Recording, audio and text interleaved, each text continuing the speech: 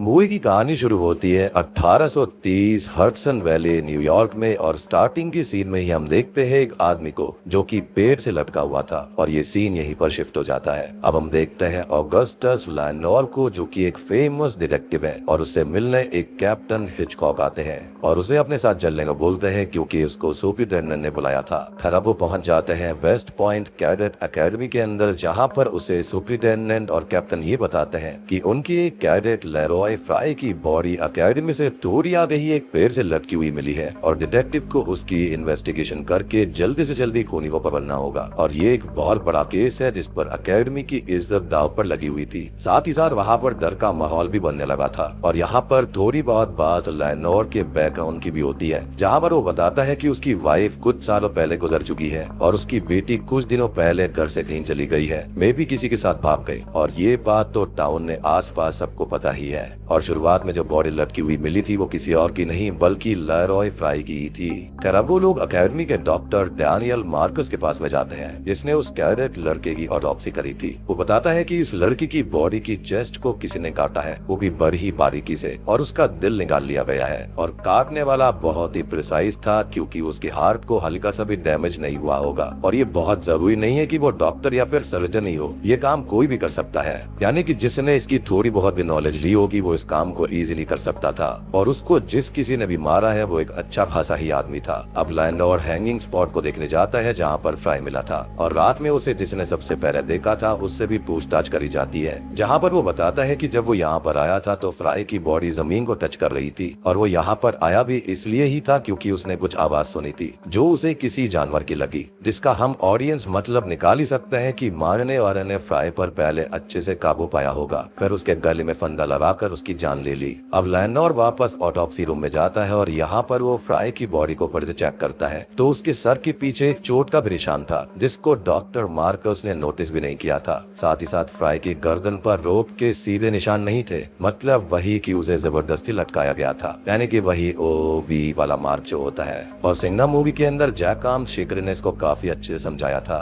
Anyways यहाँ पर fry ने बचने की काफी कोशिश भी करी थी। अब लैंडोर उसके हाथ को भी चेक करता है जो कि जम चुके थे, लेकिन उसने अपने फिस्ट के अंदर कोई छोटी सी पर्ची छुपा रखी थी जो कि आगे की इन्वेस्टिगेशन में लैंडोर के काम आने वाली थी। अब वो जाकर फिर से उसी स्पॉट को चेक करता है तो यहाँ पर एडगर पो नाम का एक और कैडेट आता है और उससे थोड़ी बहुत बात करके ये बोलता है कि उसने भी इस केस को सॉल्व करने की कोशिश करी है और उसके हिसाब से किलर कोई ना कोई पोएट है क्योंकि हार्ट को निकालना सिंबॉलिक चीज होती है। अब वो गेट गार्ड से बात करने जाता है जो बताता है कि बॉडी लाने से पहले रात 2:30 बजे तक उसकी यहाँ पर ड्यूटी थी और फिर कोई ऑफिसर आया जिसने उसे रूम में जाने का बोला और वो चला भी गया था और अंधेरा होने की वजह से वो उसका चेहरा नहीं देख पाया, लेकिन उसकी ड्रेस उसने देख ली थी क्योंकि ऑफिसर की ही थी और उसके एक साइड के शोल्डर पर बार नहीं थे। अगले सीन में लैंडोर एक पब में था जहाँ पर उसकी गर्लफ्रेंड पैट्सी काम करती है और यहाँ पर वो मिलता है फिर से एडगर से और वो दोनों बात करने लगते हैं और यहाँ भी एडगर यही बात बोलता है कि हार्ट सिंबॉलिक भी हो सकता है और किसी पोएट ने उसको चुराया होगा और लैंडोर भी उसकी बातों पर गौर करता है फॉर बेटर इन्वेस्टिगेशन और उससे डिस्कशन करता है। एडगर उसे एक लड़की के बारे में बताता है जो कि पहले कभी फ्राई का रूममेट हुआ करता था, लेकिन एक दिन उनका झगड़ा हो गया था।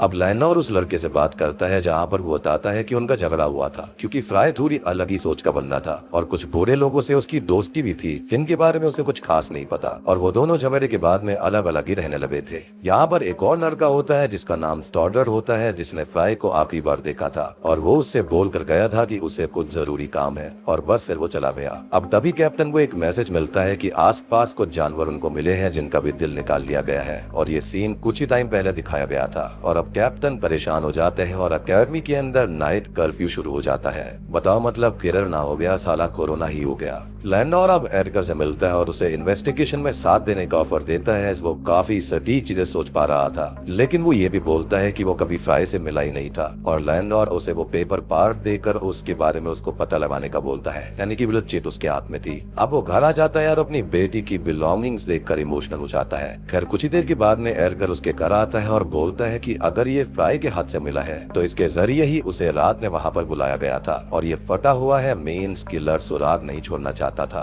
अब वो दोनों बीच के वर्ड्स को समझने की कोशिश करते हैं और अपनी समझ से एक मैसेज निकालते हैं कि 11 बजे वहाँ पर किनारे के पास मिलो और अकेले ही आना, ऐसा कुछ किलर ने लिखा था। और अब एडगर बोलता है कि इसके अकॉर्डिंग कोनी एक लेडी है और उसने आज सुबह एक लड़की को भी देखा था और उसकी माँ उससे ड्रीम्स में बातें करती है पोएट की लाइंस में, और जो उसने आज लिखी है वो लड़की के बारे में ही थी। मीन्स उस लड़की का इस खून में हाथ है। अब अगले सीन में लैंडोर फ्राई की बॉडी के पास फिर से कुछ चेक करता है और उसे मार्कस की बात याद आती है कि हार्ट को संभालने के लिए किसी बर्तन में उसको रखना होता है जिसके आसपास काफी ज्यादा बर्फ हो। और तभी वो एक कैबिन के अंदर जाता है जिसको आइस हाउस ही कहा जाता था, और वो एक नोट छोड़कर एडगर को भी यहाँ बुला लेता है। वो लोग यहाँ वहाँ पर देखते हैं तो वहाँ मोमबत्ती के निशान थे, एक बड़ा सा सर्कल बना हुआ था और उसके अंदर एक ट्राइंगल भी था, जिससे उन्हें अंदाजा लग जाता है कि यहाँ पर कोई सेरेमनी या फिर कोई रिचुअल किया गया होगा, क्योंकि यहीं पर फ्राई का हार्ट लाया गया था। और अब ऐसी सेरेमनी और रिचुअल के बारे में और पता करने के लिए वो लोग चर्च जाते हैं, क्योंकि वहाँ पर लैंडोर का दोस्त पेपे काम किया करता था। वो लोग उससे इसके बारे में डिस्कस करते हैं और वो उनको बताता है कि ऐसे सर्कल उसने पहले भी देखे हैं जिनके अंदर मैजिक होता है और उसने पहले कुछ लोगों को ऐसा करते हुए देखा भी है। वो अब एक बुक दिखाता है जिसे किसी विच हंटर ने लिखा था जो कि ऐसे रिचुअल्स और सेरेमनीज किया करता। लेकिन इस किताब से भी बड़ी और खतरनाक एक और बुक है जिसे हेनरी नाम के विच हंटर ने लिखा था, जिसने लगभग 700 विचेस को खत्म किया था और वो बुक भी अब नष्ट हो चुकी है। फिर उसने उसकी जैसी और किताबें लिखी लेकिन वो भी मिसिंग है और उसके अंदर बहुत सारे रिचुअल्स और खासकर इमॉर्टैलिटी वाले रिचुअल्स थे जिसके लिए उस बुक को ढूंढने में बहुत सारे लोग लगे रहते हैं। अब लैंडोर एडगर को काम देता है कि वो पता लगाए कि एकेडमी में किसका शौक है रिचुअल्स का, और वो पता लगा भी रहता है कि शायद मार्कस के बेटे का इसमें शौक है और वो उसको अपनी पार्टी में इनवाइट भी करता है। एज एडगर इन चीजों के लिए एक्साइटेड होने का नाटक कर रहा था।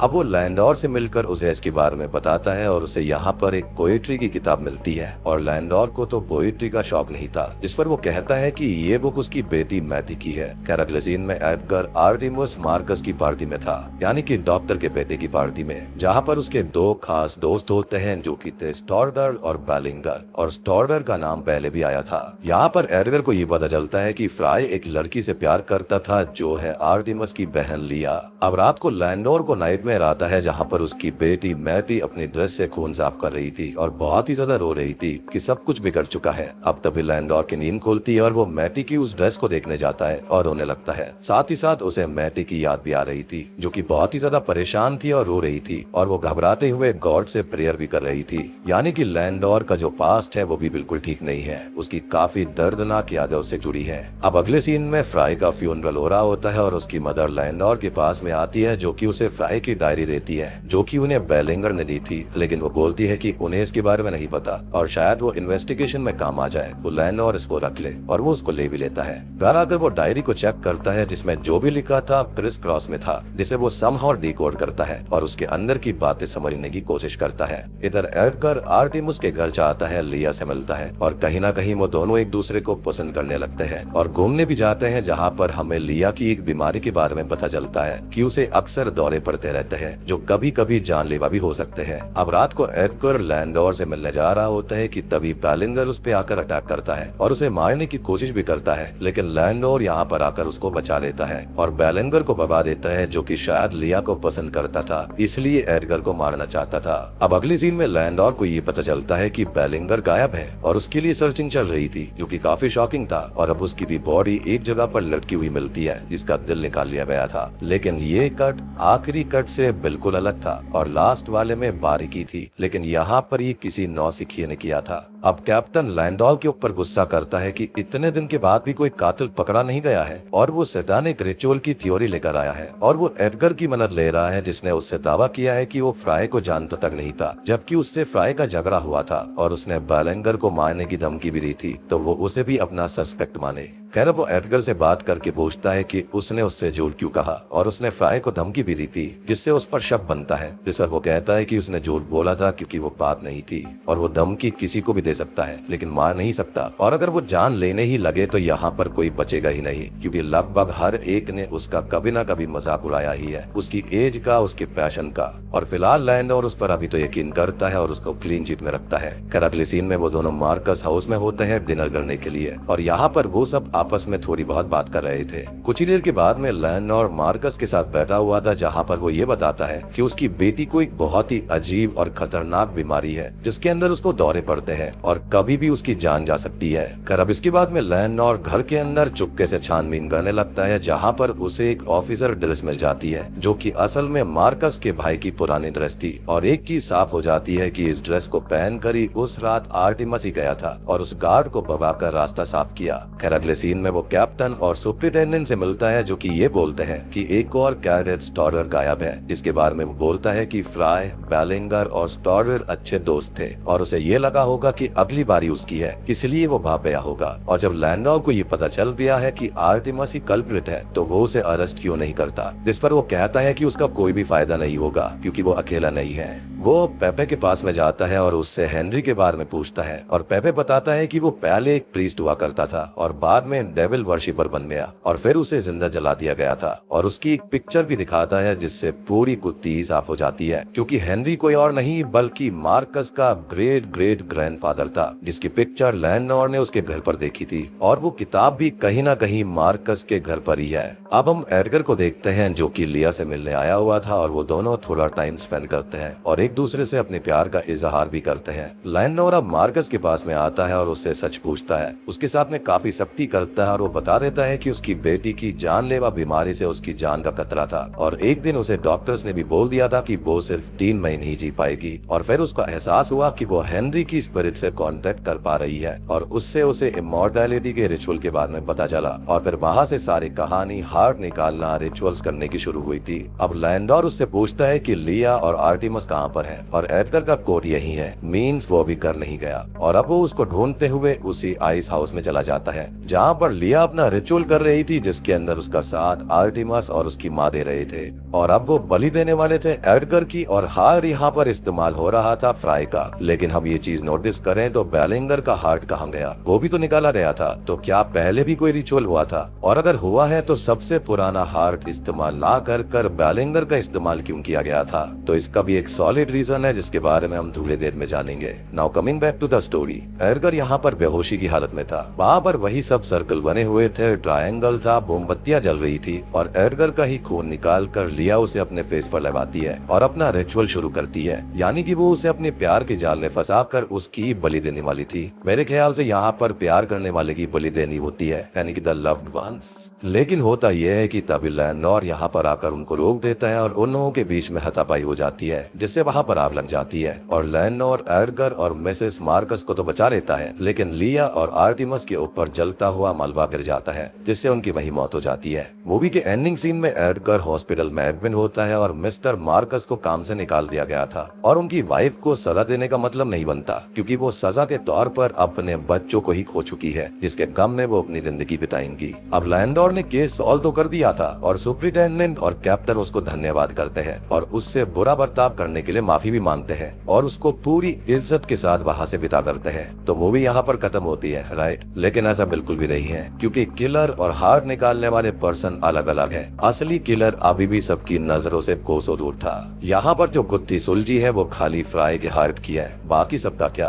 और उन जानवरों का क्या? खैर हम एडगर को देखते हैं जिसे हॉस्पिटल में होश आता है और वो लैंडलॉर्ड से मिलने जाता है जिससे वो बोलता है कि उसे फिर से एक ड्रीम आया था और इस बार लैंडलॉर्ड की बेटी का ड्रीम आया और फिर उसने अपना दिमाग लगाकर एक नई सच्चाई को अपने सामने रखा। तो बताता है कि जो पेपर पार्ट उसने दिया था उसमें जो राइटिंग है वो किसी और की नहीं बल्कि खुद लैंडलॉर्ड की है। जी हाँ, और उस रात उसी ने फ्राई को बाहर बुलाया था और फ्राई का असली कातिल तो वो है। लिया और आर्टिमस तो उस रात एक बॉडी की तलाश में थे जो कि उन्हें मिली और उन्होंने दिल निकाल लिया, लेकिन खून उन लोगों ने नहीं किया था। ना ही बैलेंगर को उन्होंने मारा और ना ही किसी और को। इवन एनिमल्स को भी लैंडोर ने ही मार कर दामना था ताकि वहाँ पर एक नई कहानी बनी जाए। एक रात पहले आकर वो फ्राई को मारता है और अगले दिन उसे ही इन्वेस्टिगेशन करने के लिए बुलवाया भी जाता है। जिसने देखा कि बॉडी का हार्ट निकला हुआ है तो उसने एक नई कहानी बनाई अपने जुर्म को छुपाने के लिए। अब तभी लैंडोर यहाँ पर गुनाह को बोल भी कर लेता है और अब असली सच हमारे सामने आता है। और दोस्तों अब यहाँ पर खुलते हैं इस मूवी के असली पत्ते। अब हम कुछ दिन पहले का एक फ्लैशबैक देखते हैं जहां पर कुछ दिन पहले लेनोर की बेटी मैटी घर आ रही थी, जिसे रास्ते में 3 लड़के मिलते हैं जो कि कोई और नहीं बल्कि फ्राई, बालिंगर और स्टॉडर्ट थे, जो कि उसको पकड़ लेते हैं और उसको मोलेस्ट करते हैं। मैटी इससे पूरी तरह टूट जाती है, दिन भर रोती रहती है और यही फ्लैशबैक उसके पिता लैंडोर ने देखे थे। वो न्याय के लिए गॉड से प्रेयर्स करती रहती है और हमेशा घबराती, और एक दिन वो हार गई और क्लिफ से जंप करके उसने खुद को खत्म कर लिया और लैंडोर उसे बचाने आया था लेकिन बचा नहीं पाया। अब जिस दिन मैटी को मोलेस्ट करा गया था उस दिन उसने उन 3 में से एक लड़के का पेंडेंट छीन लिया था, जिससे पहले अक्यूज्ड पर्सन यानी कि फ्राई के बारे में उसे पता चला, यानी कि लैंडोर को, और उसने उसको खत्म कर दिया। और फिर दिल निकालने वाले सीन के बारे में तो आपको पता है, लिया और उसके जो फादर थे वो खाली उसको ठीक करना चाहते थे और उन्होंने उसका खून नहीं किया था, वो तो खाली उसका दिल निकाल कर ले गए थे, वो भी अपने रिचुअल के लिए। अब फिर फ्राई की डायरी से उसे बाकी 2 लोगों के बारे में पता चला, यानी कि स्टॉर्डर और बैलिंगर के बारे में, और उन्हें मारते हुए उसने बाकी के लोगों का नाम पूछ लिया। उसने ही बैलिंगर को मारा और सैटानिक रिचुअल से कनेक्शन दिखाने के लिए हार्ट निकाल लिया, और यही रीजन था कि उस बार हार्ट निकालने का तरीका बिल्कुल अलग था, बिल्कुल नौसिखिए जैसा था, क्योंकि पहले एक डॉक्टर फैमिली यानी कि लिया या फिर आर्टिमस ने उसको निकाला था और उन्होंने भी उससे झूठ बोला, यानी कि यहाँ पर सारे ही लोग एक दूसरे को घुमा रहे थे। लेकिन इस बार लैंडोर ने हार्ट निकाला जो कि काफी नौसिखिए वाला था। खैर उसका तीसरा और आखिरी शिकार स्टॉर्डर होता है जो कि भाग गया, और वो डर कर इसलिए भागा क्योंकि उसको पता था कि उस मोलेस्टेशन के एक्यूज्ड को कोई मार रहा है। और अब तक लैंडोर इमोशनल हो जाता है क्योंकि उसने अपनी बेटी के आरोपियों को सजा दी है और कभी ना कभी वो स्टॉर्डर को खत्म करता, लेकिन वो भाग गया। लेकिन वो हमेशा ही डर के साए में जीने वाला है जो कि उसकी जिंदगी वो बद से बदतर बना देगा। यानी कि 2 आरोपी खत्म हो गए थे और तीसरा इसी सदमे में जिंदगी भर जीता रहेगा क्योंकि वो अपने पाप को जानता था कि उसने क्या किया है और हमेशा मौत उसके लिए आ सकती है, जो कि मेरे ख्याल से मौत से भी बदतर है। अब एडगर यहाँ पर सब कुछ समझ चुका था कि एक तरफ उसका प्यार गया था लिया जिसे सब कातिल मानेंगे, और वहीं एक तरफ एक पिता उसकी मासूम बेटी के लिए बदला लेता है, और दोनों के लिए सैक्रिफाइस एडगर को ही देना था। और लैंडोर उसे वो पेपर पार्ट और अपना नोट दे देता है जिससे दोनों की हैंडराइटिंग मिलाकर सब कुछ साबित हो जाएगा कि लैंडोर ही असली कातिल है। लेकिन एडगर उनको जलाकर वहाँ से चला जाता है क्योंकि वो उसके दुख को समझ रहा था, और जाते हुए लैंडोर उससे बोलता है कि काश उस दिन वो मैटी से मिला होता तो कहानी ऐसी ना होती, क्योंकि एडगर एक बहुत ही अच्छा इंसान है। अब मूवी के एंडिंग सीन में हम लैंडोर को देखते हैं जो कि उसी क्लिफ से जंप करके खुद को भी खत्म कर लेता है क्योंकि उसका सबसे बड़ा मकसद पूरा हो चुका था और वो मैटी की यादों में वैसे भी अंदर से मर रहा था। इसी के साथ में ये मूवी यहीं पर खत्म हो जाती है। तो उम्मीद करता हूँ कि आपको ये मूवी पसंद आई होगी, ये सिचुएशन आपको पसंद आई होगी। पसंद आई तो वीडियो को लाइक कर देना, चैनल के ऊपर नए हैं तो सब्सक्राइब कर लीजिए। कमेंट करके बताना कि आप अगर ऐसी सिचुएशन में होते तो आप क्या करते।